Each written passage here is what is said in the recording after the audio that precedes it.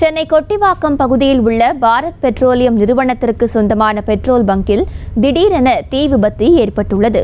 விவரங்களோடு இணைகிறார் எமது செய்தியாளர் சுமன். சுமன், என்ன நடந்தது? விவரங்கள். வணக்கம் சுதர்சன். அதாவது சென்னை பழைய மகாபலிபுரம் சாலை கண்ணஞ்சாலை கொட்டிவாக்கம் பகுதியில் பாரத் பெட்ரோலியம் பங்க் 15 வருடங்களாக இயங்கி வருகிறது. இந்த பங்கில் திடீரென தீ பிடித்து சற்று நேரத்துக்கு முன்பாக இருந்தது. அதாவது மிக்ஜாம் புயல் எதிரொலியால் இந்த பெட்ரோல் பங்க் முழுவதும் மழைநீர் சூழ்ந்துள்ளதால் கடந்த 2 நாட்களாக பெட்ரோல் பங்க் இயங்காமல் இருந்து வந்துள்ளது.